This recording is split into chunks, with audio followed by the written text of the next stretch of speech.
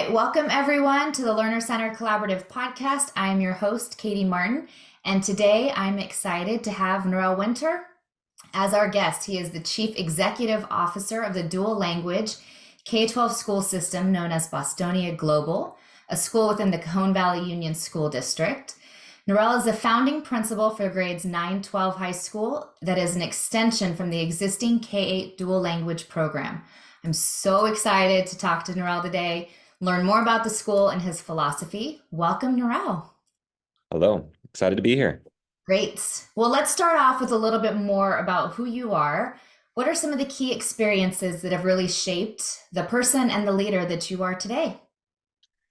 Great question. Well, I think like the majority of the landscape in the US, I grew up thinking that I would be a rock star or a rocket scientist or an architect or something crazy. And the reality is life takes many different steps and many different actions. I went into education mainly as a default. I was a musician. I went to school on a violin performance scholarship, and that was like my main thing. I played in bands, went all over the world, and then realized that that was not the career for me.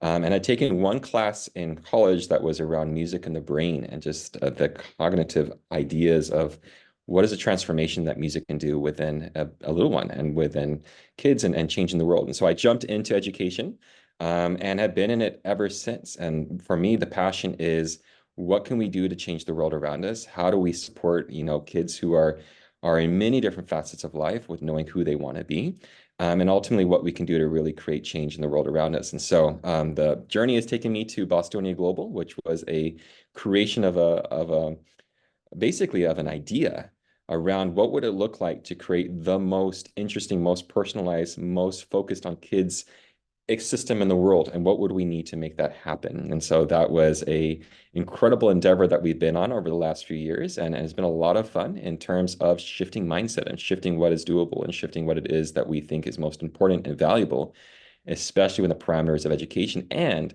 allowing any kid who wants to be a rock star or a rocket scientist or working within any sort of facility or idea to be able to fulfill that dream, no matter where they come from and no matter what they are, because that's what ultimately our roadmap should be. I love that. So I'm curious, we're going to dive into so much of that, and especially this question around like, what would it mean to create the best school? When you talk about your own like history growing up, so you were a musician. How was that fostered in school? I'm curious, like how did that love and passion coincide with your schooling experience? The reality is, I mean, so many of us go through school and school doesn't match what it is that we're passionate about. And so I would say much of my experiences were similar. I mean, we did have music programs within the school environments and going through that, but then you also are stuck in 6 other periods that had nothing to do with that and weren't focused on or fostering your passions and being able to support you towards that. And so the reality is the experiences that I went through were much of the reason and the foundation reason as to why I created Bostonia Global, where we really do want to foster those opportunities. I work within a district that has a wonderful intent focused on what's called the world of work, and noticing that connecting self to future self is something that unfortunately in education doesn't happen too often. All of us have at some point gone through a high school experience, many of us in the US, and the experience I share with, colleagues is in your high school experience, and I'll share this one with you, Katie, how often did you meet with your high school counselor, right? And the reality is across the nation, the average is like 0 or 1 or at best 2 times, unless you went to our private school, maybe it was a little bit more.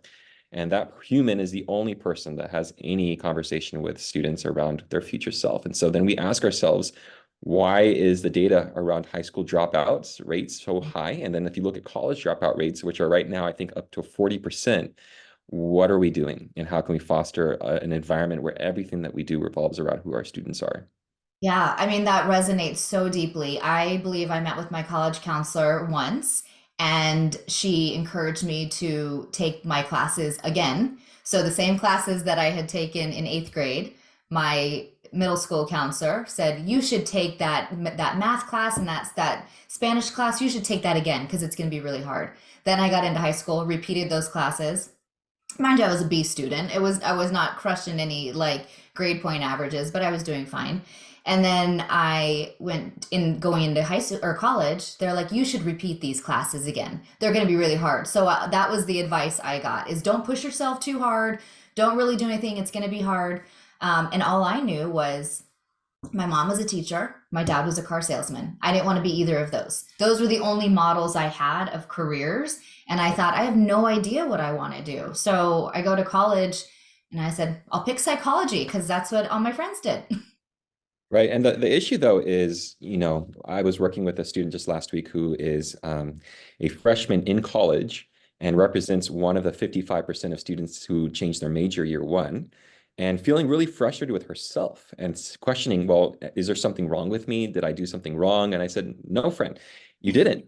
You are the product of a system that has led you to where you are right now, where the intent of do well in high school is to get to college is wrong, right? And instead, the problem is we're not focused on ultimately where it is you want to go with your life, right? Where is the lifestyle you want to head to? What is it ultimately that you want to dream towards? And how can we help you towards that path? Right. Like our dear friend Ed will always say, Ed Hidalgo, like, how can a child aspire to a career they don't know that exists? So I know the world of work in Cajon Valley is something that you all are focused on. Um, will you share a little bit about, you mentioned connecting yourself to the world of work. What does that mean, and how are you guys doing that in Cajon Valley?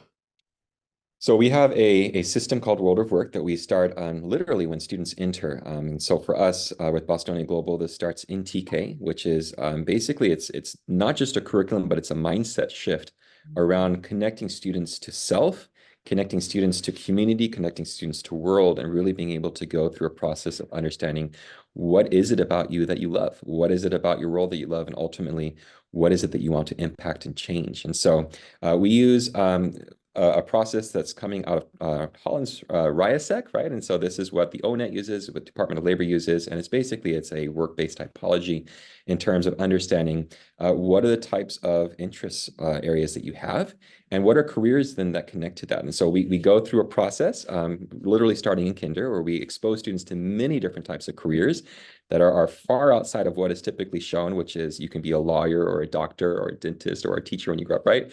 And realizing that we are planning for careers that are not even there yet. And for skills and durable skills that are not yet even something that we have a conversation yet around it, because it's not there, it's not even invented. And so as students matriculate through the system, then they have exposures and they go and they meet a pro and they get to experience what is life like in that job, and how are my passions connecting to those jobs, my strengths, interests, and values, and how can I ultimately see myself in that.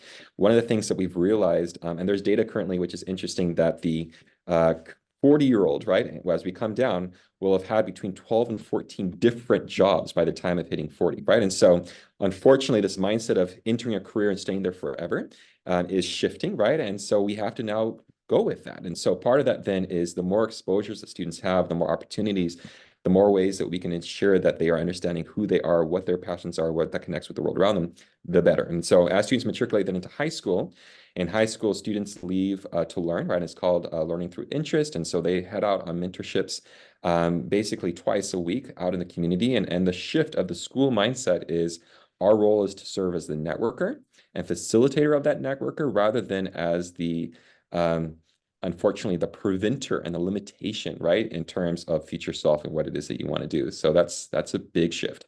I mean, it's so important. You hear so often, even inadvertently, that counselors will be the ones telling kids, oh, you can't do that. That path isn't for you, or you don't have the credits. When, of course, that's not what they're trying to do. But because of the ways that our school systems are set up, that happens to a lot of kids. They get prevented to or locked into certain pathways. I know that one of the criticisms sometimes when people hear world of work and they're like, you're doing this with kindergartners, their mindset thinks that you're locking kindergartners into a certain career path, or you're telling them they have to go down a certain road. What would you say to that? What I know to be a false kind of narrative, but how would you explain the process differently? The shift in mindset is we're not focusing on the career path, we're focusing on the student. And so a good way to present this is many districts have what is called a portrait of a graduate, right? And so it's like a snapshot of these are the skills that a student should have to be successful in the world around them. The way that we approach it is we call it the journey of a graduate. And so the idea to sort of bend that mindset is we're focusing in on who the student is. What are their passions? What are their strengths? What are their interests? What are their values? What are the things that they love doing? And the career is a sort of byproduct of that, right? And I think the ultimate way that we're trying to shift mindset as well now with our parent community is we're looking at lifestyle. What is ultimately the lifestyle that you want to be happiest? What is the ultimate dream that you have to create an environment where you feel like you will be able to just not only enjoy what you're doing, but love what you're doing and feel like it's your thing, right? So the shift is, first of all, how do we get out of this mindset that the purpose of school is to get to college? Second is, how do we get towards, we got to shift into, it's actually, we're getting into a career. And the third piece is you can't do any of that work without first building the relationship with the student and knowing who they are deeply and really being able to create a context that revolves around each of them and knowing them very, very well, right? So that for us has been a major amount of change in mindset, right? Around what is our role? What is the role of a teacher? What is the role of a counselor, an administrator, any of these other titles, right? That we sort of jump behind, and Right. ultimately, what are we here for? Yeah, that it's so powerful because we think of, I always highlight the Gallup poll or any data that shows student engagement declines the longer they're in school. But what is even more important, I think, is that it continues to decline when people go into the workforce, right? It doesn't just bounce back up when you get your first job and all of a sudden everyone's engaged, and we see a lot more disengagement in careers because we haven't started at the beginning with who are you, what do you care about, and what type of career do you want to work in that really allows you to live into your full potential. And we could continue to see engagement in school go up, but also in life if people were really set up on a path to know who they were and then follow in careers and jobs that really nurtured that. Exactly. There is an interesting blog, which you may have read, it's 80,000 Hours. It's Benjamin Todd. And the idea is just around the majority of your life is spent in your career, right? And so ultimately, how can we determine and create the best use of your life, right? And a lot of that is the shift of mindset around what is ultimately the lifestyle that you're wanting to have? What is the environment that you want to have? And how can we start limiting these scotomas that unfortunately are around us all the time, right? Which are typically given to students through the education system, right? And that's the unfortunate piece. There's research through, for example, if you do project-based work and going through that, where the same idea of engagement goes into questioning, right? And why do students really struggle with questioning is because we basically tell students there's a right or wrong answer, right? And we tell them that this is the unfortunate reality and you'll either do well or not. And so as adults, we really struggle with thinking outside the box because that is what we've been taught to do. And so a lot of this goes back to how can we develop out an understanding of self, and how can we really create an environment where that is the purpose of school, is really understanding what is it that I love, what are my interests, what are my strengths, what are my values, and then how do I now connect that to careers that are similar to that? And then how can I now create a pathway where every single student is their own pathway, is their own individual sort of leaping point to wherever they want to go? Yeah, I love that. We're going to dive into that personalization in just a minute. But one other point I wanted to touch on. You talked about some districts have a portrait of a graduate. You're talking about the journey of an individual. We often refer to it as a portrait of a learner. And I like the idea of a learner versus like this end goal of a graduate, but a learner that really transcends being a student. And it allows us to look at our teachers, administrators, students, everybody in the system, if we're thinking of ourselves as a learner. And I mentioned I was in Kentucky last week, and one of the women I was talking to as a teacher, she said, we've been doing this work to create our portrait of a learner, and I realized it's totally mirroring her husband's journey. So mid-career, he's 40, decided to switch careers. He went in to be interviewed. They asked him, how do you solve problems? How do you work with others? How do you deal with challenges? How do you communicate your ideas? And she was like, this is exactly what we're working on in school. And she started to see the value and relevance of actually teaching these skills, not necessarily just the content or the grade level, but that these skills are so important, and the content helps you get those things. Just like you're saying, the jobs, you can apply them in different ways. But I think more and more people are starting to understand the relevance of those skills. and they're not just a byproduct of some kids have them and some don't, but they're so critical to our kids being successful. There is a lot of focus right now around transferable skills, right, and durable skills. The, Skills. the problem with that is transferable to what Yeah. and durable until when? And I think this is part of it. You know, if you think about so much of our focus with profiles, right, of a learner or graduate or whatever it may be, the profile ends in 12th grade. And I think that's part of what we're trying to shift here is what would it look like to have a learner employment record that continues with the student towards adulthood, right? And continues with them after high school? What is the data that we're looking at that actually looks into long-term Mhm. health and long-term needs and ultimately health-wise versus life-wise? What is it that we're trying to create in terms of the outcome? And what are those skills that allow a student to be successful, not just in the system, but outside of it? I had a really wonderful talk with a colleague around these transferable skills and talking about who tends to do really, really well in education are people who end up in education, right? And so it's sort of this idea of what are we doing for everyone else? What are other skills that we're trying to target? What is it that we're doing to really create an environment where every student can succeed? Right. And that was exactly the conversation. Is this teacher had said, I have all these degrees. I love my job, but she was starting to see that beyond the K-12 system, that all of these skills are super relevant in different jobs. But I think that's a piece that is important to connect, not just a profile, not just whatever it is, but what are the jobs, what are the careers and aspirations that you're going to be applying them to give them some context and make them matter to individuals. Because you can show up, problem solving shows up in many different ways, right? It can show up in my role, in your role, and throughout. It's not just something that should end in 12th grade when you leave. I definitely agree with that.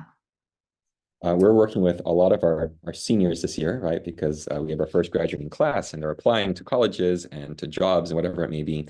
And the interesting thing is, as you go through these applications, it becomes more and more obvious the need to shift this language with kids around what is it ultimately that you're working towards and what is it that you're doing all of this for, right? And so we've had roundtables with industry partners and with colleagues from all types of organizations, from private sector to blue collar to white collar to you name it. Mm-hmm. And they all say very similar things, which is there are many different pathways towards success outside of just the traditional four-year college. And many of our industry partners are saying, listen, we would prefer a student who is super focused on what it is that they want to do and ultimately feels like they know what they want to do. We'll pay for college if it's needed, and we'll support them towards success. And so it's sort of also, how do you redefine the labor market? What are you looking at in terms of that need? How does the school then serve basically as like a metaphorical headhunter, right, for organizations and supporting students and supporting where they want to go? So before we go too much into Bostonia, let's back up a little bit and really, if you could share, you're the CEO of a school in a district. That in and of itself is unique and different, right? You don't hear of a CEO running a school system within a district. So what is Bostonia Global? And we talked a little bit about why you created it, but kind of what are the aspirations of the school? Sure. So Bostonia Global is a TK through 14 system is how we describe it. We are an in-district dependent charter, which is a fancy way of basically saying that we are unionized and we are also under a board. And the reason we created that way was because we wanted to make sure that we had parameters in place under the most stringent possible parameters in order to create the craziest change. And the intent with that is if you can create crazy change within those parameters, you can do it anywhere. And so that's ultimately, it's an experiment around what is possible. What is it that we're trying to do in order to really create change and ultimately shift the lives of students that have been unfortunately filled with PTSD because of the education system that they're in, right? And so I would say the ultimate purpose, the ultimate dream of our students is to ensure that every single student is on their own pathway, that they're all happy, that they all are in positive relationships and on a pathway towards gainful employment.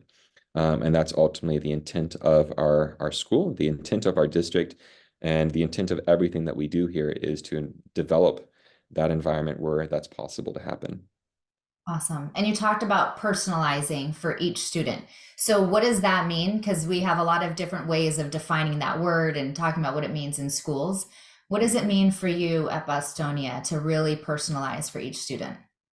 So we went through a lot of design work around how to make this happen. It originally started with what was called the Committee of 100. This was based off the Committee of 10, right? Which, as you know, was a group of men who decided that this is what education is going to look like, right? And so the unfortunate reality is, if you look at an 1880s schoolhouse and you look at a classroom in 2024, there's not a lot of differences in what they look like. It's very similar in terms of strategy, and it was built, as many have described, as sort of a routine factory to build as a construction line straight into building cars, whatever it may be, right? And so for us, our shift in mindset after a lot of work with our students and with our families and with our community was, what are the ultimate design elements that will allow this to happen? So one was the idea of an advisory-based system, right? And so every single human within our organization is called an advisor.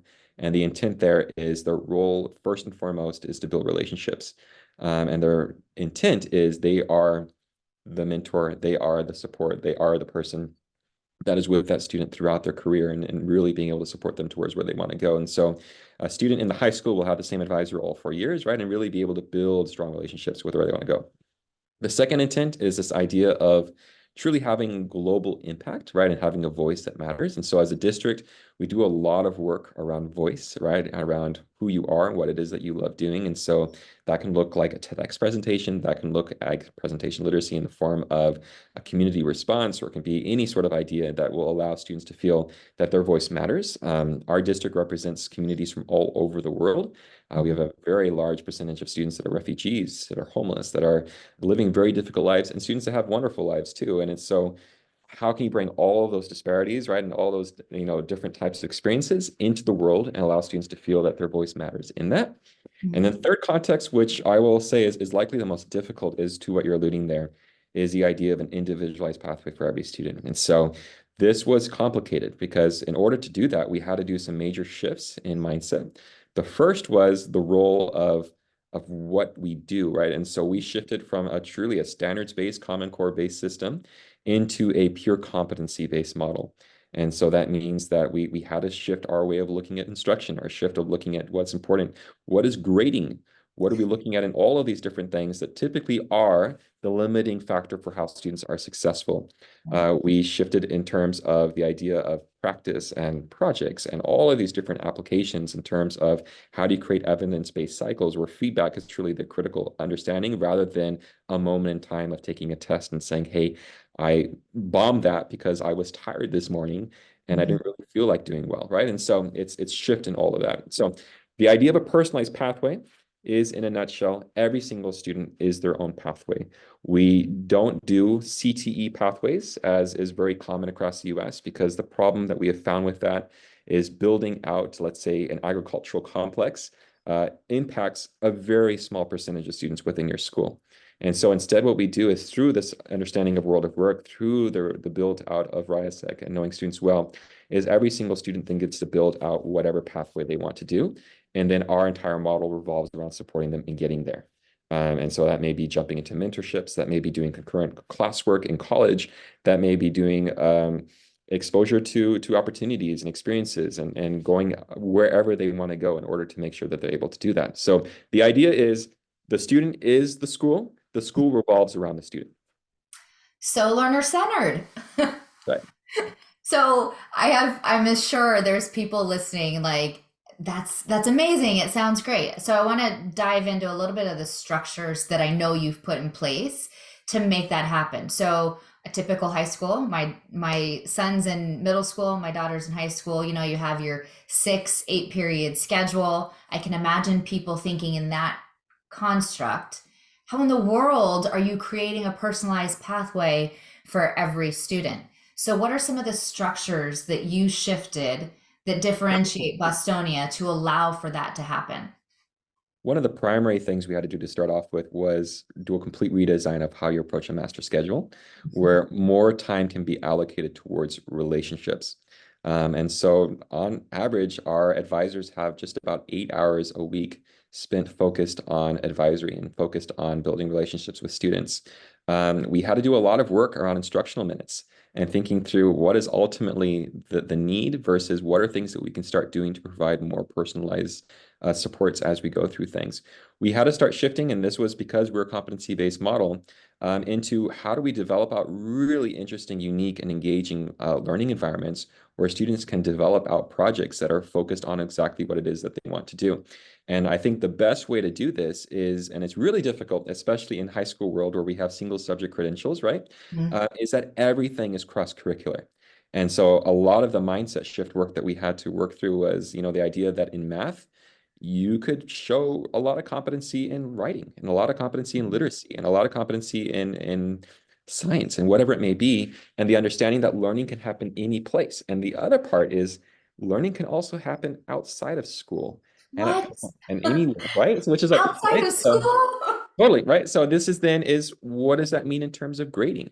And Yeah. how do you best practices in terms of supporting students? And how do you move towards ultimately a transcript that reflects where our students are in their growth and where they are in their movement towards their career? And so we shifted our transcript, we shifted what it is that we're looking towards, and we shifted ultimately what it is that we have as our value points in terms of our ultimate outcomes that we're trying to create. So I've been fortunate enough to visit and talk with your amazing students, talk with the teachers, and hear about some of these mentoring experiences. And like you said, the students, they're not, the bell is not guiding their day, right? They're not going from first period to second period and just checking the boxes. From what I understand and what I've seen, students are designing their projects, right? They have these competencies that they are clear that they need to be able to show evidence of, and with their advisors and with their teachers, they're designing projects to be able to demonstrate those. Is that accurate? That's right. And so a lot of it is, the courses themselves are still having to be tied back to A through G requirements for Sure. California, right? And so working through that. But the intent is, as a competency-based model, learning can happen anywhere, right? And so it's a lot of it is how do you support students in arguing what they're working towards? How do you allow them to be the ones to share, this is where I am, this is where I need to go, and ultimately this is what I'm needing support in? And how do you enable teachers, or we call them advisors, how do you enable advisors to feel empowered to be able to be okay with that, right? I think there's a lot of fear surrounding education, unfortunately, right? And so how do you create structures and time and place for humans that are working nonstop and around the clock to really be able to dive in to crazy fun learning opportunities where they also feel excited about what they're doing. One of the key structures to this is hiring, right? When you hire people coming into this, you have to be thoughtful about what are the questions you're asking. We always focus in on hobbies, right? And focus in on passions that have nothing to do with teaching, because that's part of it is we want them to bring those in and we want them to have fun and we want them to really feel like school is a place where if they're spending 80,000 hours of their life with us, how do we make it the best 80,000 hours that it can be, right? And so that's hard. And you have to continuously be shifting and innovating and creating what is the next step for our students. So if I'm thinking as a teacher, I was an English teacher. So my time is shifted from designing content, right? It's shifted from here's my lesson for the day or even the project I'm going to teach for all my kids. And my time is, like you said, building relationships, getting to know my students, my advisees, helping them maybe flesh out their projects and make sure they're connected to competencies. And then the part about grading that we haven't really touched on yet, they're really looking for evidence of these competencies through the projects. And that's, I'm sure, an iterative process with the students as well. And that seems like what they're spending a good bit of time on instead of just grading tests. That's the intent, right? And it's the reality is the better that you get at this sort of system and process, the actual the less work you have, because you're ultimately just becoming a coach and a guide, an advisor of students in their learning process and supporting them towards what is it that ultimately they want to do and how can you help them get there. Um, what we do so often in education is we place students into tracks. We say this is the smart kids track. Here's some AP classes. Here's the not so smart kids. Here's the track for students that want to go into career, and here's tracks for right. And we just siphon students out, and instead of exposing them to everything and being thoughtful about what is it ultimately that we can do to get them to wherever they want to go, um, that's helpful, right? And it's a Right. big shift, and and it's hard work. Yeah, well, we were talking about this before we started recording, this idea of smart, right? And when you start to see students in their element, I've had so many educators say to me, "Oh, well, they're not typically the ones who are what I would think of as smart, or they're not the successful ones in school, but they're doing well on this project or when they show up in these areas." And I just think that the damage we do to kids and their future selves by labeling smart, not smart, this track or that track, it's not only limiting them in school, but also limiting their own view of what they're capable of. And it's just, I really something I hope we can continue to reflect on as educators when we use the word smart and start labeling kids, what that really means and what the impact is. Exactly. And unfortunately, if you start diving into this more, and we ask, why are we having these pressures and where is this coming from? It tends to come from four-year institutions, right? It tends to come from what's happening next after high school.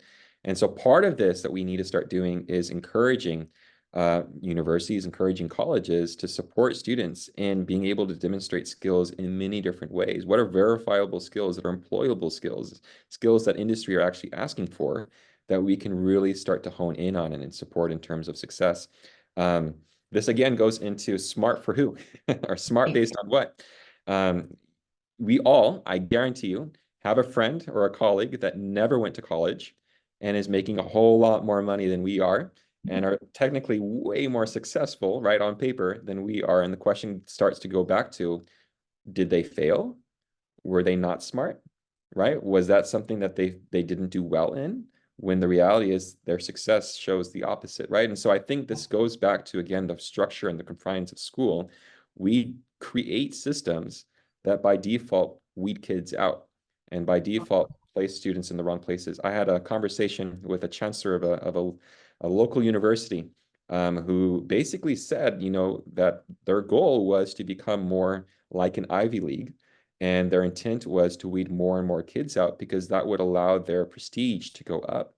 And it's unfortunate, but that's the reality across the nation. And so we start thinking through, what is the value of a degree? What is Right. the value of a major? What is it that we're trying to do? And so many students are dropping out in those 4 institutions when so many students don't know who they want to be and what is it working towards. And yet all high schools tend to still have the same structures and the same traditional systems and the same issues, right? When can we start making this change happen? What can we start doing on a broader scope to really Yeah. find that out? Well, I think the work that you're doing at Bostonia and some schools are really starting to serve as proof points as we start to see what's possible and what's happening. So, I mean, I said I've been there. It's amazing to talk to your students. But for those people who haven't had the opportunity to be on Bostonia's campus or talk with the learners, will you give us a sense of like what's a day in a life or the week? What are they doing if they're not going from class to class and they're not, you know, doing tests? Like what are they doing throughout the week that is helping them to develop these skills? So basically, their day starts off with advisory. They spend about an hour and a half to start each day, focused on world of work, focused on interest walls and career-based integrations, doing mentorship calls, community mapping, figuring out and exploring what are opportunities out there. They spend time in that class or in that time frame, really also looking at relationships and developing out who they are and developing out that relationship. The key is you can't do much without trust. And you can't do much without understanding that we are all on the same team and building that out. From advisory, Monday, Wednesdays, and Fridays, they tend to head off then to a project time or a project class. Our project classes all, because we're in California, have to tie back to an A through G requirement. But the focus of that project class could be a focus, that ties back to career. It could be tied back to something they're working through in history, something in math, whatever it may be. But the intent is supporting students to develop out their own projects and develop out whatever it is that they're interested and engaged in. They have what's called a crash lab. And a crash lab is basically a deep dive into competencies or let's say durable skills or transferable skills that they really want to dive into more and opportunities with that. And then they have advisory again at the end of the day. And it's basically the cornerstone of the bookends of what we do is we start the day off with relationships, we end it with relationships. Tuesdays and Thursdays are built around basically advisory the entire day. And the intent on that is allowing students to be able to pursue mentorships, to be able to pursue college classes, to be able to pursue whatever it is that they want to work towards. But we also provide X factors, which are basically, like a traditional elective, except it changes constantly around what students' interests are and allowing them to really do deep dives in terms of what it looks like. One of the big things going back to the hiring process is we asked teachers who are coming in for what are their hobbies, because this is what we want them to do. We want them, if they're into hiking, let's do a hiking X factor, or into gardening, or into woodworking, or into music, or whatever it may be, that they have the opportunity to really do a deep dive into their passions. We have found if adults are excited about what they're doing, it's pretty Mhm. contagious, right? And so the intent then is, what is the environment that will allow for the most flexibility for that? So there's a lot of things in there, but one is they're exploring their own passions, they're developing relationships, they're doing projects to develop these competencies. But they're also getting exposure to other things that they may or may not be passionate about. And I think that's an important part too. It's not just a deep dive into something you want, but it's also expanding your horizons to learn about more things that might not even be on your radar through these opportunities and X clubs. Right. So, I mean, the intent is the more exposure a student has, the more opportunity they have in terms of defining out who they want to be. The reason for a lot of this is we did a lot of studying of schools across the nation, and we noticed many of them, even the most cutting edge ones, will hold 11th grade as a year where they do what's called a college or career class, or they do a career class in terms of technical education, whatever it may be. The unfortunate thing is they wait until 11th grade. They get one semester of it on average, and then that's it. And then we have to decide, well, who do you want to be? And because we've gone through these applications with colleges, they then have to place on the application, what is their major? What is it that they want to do for the rest of their life? And then that's it. And then we get stuck, right? And so Right. for us, we want to be able to provide students as many types of exposures and opportunities as possible, because ultimately that's how we figure out who we are. And Yeah. that's how we figure out what we love. Well, part of that then is you kept saying mentorships, and I know mentorships you see it differently than internships. Will you share a little bit about your model and how it varies from a more typical internship? Absolutely. So the idea is, if you think of a circle, right? In the middle of the circle is the student or the scholar or the individual, but surrounding that student are a lot of different humans that are really important, right? And so for a high schooler, the most important are their friends, right? And we have to understand that that's a big part of it. It's also their family, right? So what are they like within our school, and how do we involve them in what we do? And then the other piece is there has to be a person in their community who knows them really well. And so what we try to stay away from is we don't like to do just like a shadow day or just like an internship where it's a one and done type of thing. We want to have a human or a partner for life, and Mhm. somebody who's willing to be a mentor in terms of what it looks like. And so we really are focused on this idea of mentorships versus just an internship, because of the understanding that if you are committing to be a mentor with our students, you're also committing to be with them forever, is really the idea. And the research behind this it shows, if there's just one adult in a student's life who is there for them, they are infinitely more likely to be successful, right? And so our intent is, what then becomes the role of the school? And the Mhm. school then serves ultimately as a networking platform for our students. And that is our ultimate role within everything that we do, is how do we network students into wherever they want to go? And how do we create those network opportunities? Our parent community is a massive network, right? And our industry that surrounds us is a massive network. And so how do we then serve those opportunities for our students best? I love that. Building their social capital. I love the talking about building their networks and helping them kind of figure out how they leverage those adults and learn about their not only their jobs but how they navigate their own career pathways. Right.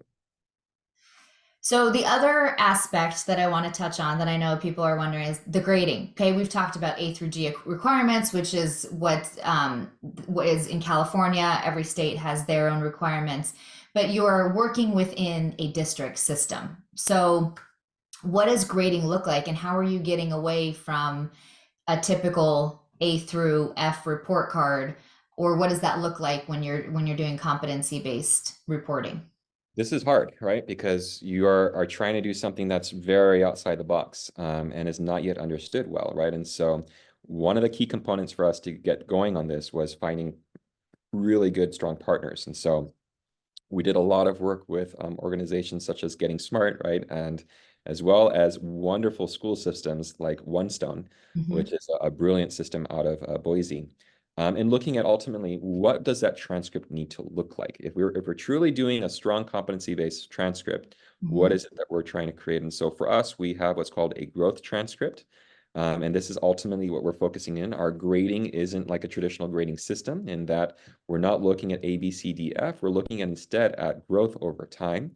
And our transcript reflects that. And so ultimately, that is what we provide to colleges. That is what we move towards. And the idea is it means you have to spend a whole lot of time doing strong assessment, a whole lot of time really understanding where your students are at, and really being able to create a narrative that is strong around who your students are and where they are and where they want to go. And so for us, then, in terms of a transcript, if you think of a traditional high school transcript, it shows classes taken, credits achieved, and courses and AP classes, right? If that's what they've done. Ours is a lot more involved than that, right? And so it's a snapshot of all of these skills that we care about based on our portrait of a graduate or journey of a graduate. It's a snapshot of their credit. It's a snapshot of their narratives around who they are, but it also includes their portfolio of evidence and their recommendation letters from their mentorships, and includes their experiences that they've had within their community and whatever college classes they've been taking and moving forward. So the idea is our transcript is less of a snapshot and more of the whole picture of who this kid is to really be able to support with that. And so far, that's been a really exciting endeavor to take because it means that the outcome is much more tailored to the personal experience of each child. Right. And I would imagine students are much more invested too in what they put in that transcript and seeing their growth over time. Gets to build to that point of showing how students are smart, not if they are or not, based on letter grades. Yeah, I mean, it comes down to what is the purpose of the grade? I mean, Hmm. what does a grade do? And the reality is, transcripts tend to be, what is the best way to put this? It's based on the person who's giving it, right? So there's a Right. lot of opinion and a lot Oh, of discrepancy. So if you have a student that went to one high school and took Algebra 1, and they went to another high school and took Algebra 1, the A at one high school is not the same as an A at another high school. And so well, ultimately, even the we teacher next door, you can't verify that the A means the same thing. exactly. And so then what are we doing? And what are we grading for? And why are we doing it that way? And so that's again the reason that we shifted to a competency-based model is because we're not focused on the grade, we're focused on the learning, on the growth over time, on the ability to really prove the concept within the narrative of who you are, which is way more challenging and takes way more time to really understand that child well. But ultimately, we have a much more I would say relevant Mhm. uh, understanding of who our students are and where they want to be. As we talk about each of these components of Bostonia, of the school you're designing based on this aspiration to create a place that really honors the individuals for who they are and where they're going. I keep hearing the phrase like we did change how we our mindset, right? It's a lot about how you spend time. We only have so much time in the day, but the shifting from spending the time teaching to thinking about how we learn, the moving through the system and standardizing for everybody to really get into a place of individualization and personalization, the relationships as really the bookend of the day, building out those networks. My hope is that this model continues to inspire other people to think about how we can do that in the community. And as you said, you're doing this in a district, you're doing this under a union, under a board. So I guess my last question as we kind of wrap this up before we get into rapid fire is what would prevent another high school? My kids are in high school, locally. What would prevent another high school from shifting to some of these systems that you guys are working on at Bostonia? A lot, unfortunately. Um, And I think a lot of it boils down to it's unknown, right? And it's fear, and it's creating change isn't easy, and mindset shift is one of the most complicated things to do within education. The education system is a complicated system. There's a lot of emotions that are wrapped out within it, right? And so um, I think that the key is, and we had a discussion with the district just a few days ago around this, the very first thing that you have to do is to shift mindset around the importance of relationship and the ultimate need of what is your role within the school system. Mhm. What does it mean to be a teacher? What does it mean to be an administrator or a counselor or a or janitor or whatever is the role that you're working towards? They are all extremely valuable, but they have zero value if relationships aren't the forefront of what you do. And so I think that for us is my biggest recommendation for any school or district that's trying to move forward is really do a deep dive into that and do a deep dive into ultimately, now that you feel like you are focused on relationships, what are the outcomes that ultimately you're working towards? And who do you have driving those conversations? Is it the school that's driving the conversation, or do you allow industry to do it for you? Because I guarantee you, your industry partners will lead the conversation towards competency-based work because ultimately that is what they are needing. And so it's really a value point that we've been looking at. So if I reflect that back to you, you said a lot, right? And I do it, but it is more about the human change. I didn't hear a lot of there's systems and that are holding people back from doing this other than our own, right? It's our own mindset, it's our own way of thinking, it's our own expectations of how schools are supposed to be that hold us back rather than a lot of the rules and regulations, so to speak. It's doable. It's just hard. Yeah. So it's, Not to say it's um, not hard, for right. sure. So it's really, I mean, ultimately, the biggest step out of all of this that we have found is once we have a shift in mindset around what is the value point of school and ultimately what is the role of school. If school's purpose isn't solely to get students into college, now you can start playing with everything else. Yeah, And so now we start thinking about, okay, there are many, many other factors at play here that we can really start to dive into to create dynamic change for students. That doesn't mean that college is bad. That's never the mindset because it isn't. It just has to be useful and it has to be appropriate for what the student's career, their final lifestyle, their final endpoint that they want is. And our job is to help them get there. I love that. Thinking about the purpose of school, getting clear on that, then understanding what systems need to be put in place based on those desired outcomes. And the other important point that you brought up is schools can't do this in isolation. If our goal is to help young people be successful in life, we have to involve industry, which is the next step, and make sure that we are aligned on those outcomes and we're all working together toward them. Exactly. All right, rapid fire. A few questions for you. What is one thing we should stop doing in education? This is going to be controversial. We should stop placing so much emphasis on teacher credentialing programs, and we should start thinking through those a little bit more wisely. Here's why. If we can have a lot more focus around the end result that we're looking for in teacher credentialing programs, I think we'll find a lot more teachers willing to do what we're trying to do. And I would say that would be a brilliant starting place. I love that. All on board. What's one thing we should start doing? We should start thinking about what our students actually want and Great. listen to them a little bit more. Yeah.